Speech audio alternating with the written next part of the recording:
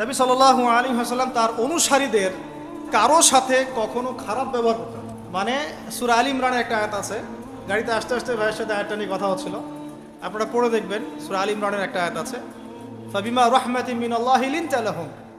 এটা আল্লাহ পাকের রহমত যে তুমি তোমার অনুসারীদের সাহাবীদের প্রতি কোমল হয়েছে, দয়ালু হয়েছে। এমনিতেই তিনি রাহমাতাল লিল আলামিন, এমনিতেই তিনি সবার উপরেই দয়া করেন। তার উপরে তার অনুসারী যখন মানে সাহাবায়ে কেরাম, তার ফলোয়ার্স, তাদের প্রতি তিনি ছিলেন লিনতা লাহুম, খুবই নরম কোমল নম্র। তুমি যদি তাদের প্রতি কঠোর হতে, মানে তুমি যদি অনুসারীদের প্রতি খুব কঠোর হতে, রূঢ় স্বভাবের হতে, তোমার কাছ থেকে তারা সরে চলে যাবে। একটু খেয়াল করে দেখেন, আমরা যারা ধর্মতাত্ত্বিক নেতৃত্ব দিচ্ছি বা অন্য জায়গায় দিচ্ছি, আমরা একটু কঠোরতা বেশি আরোপ করি না?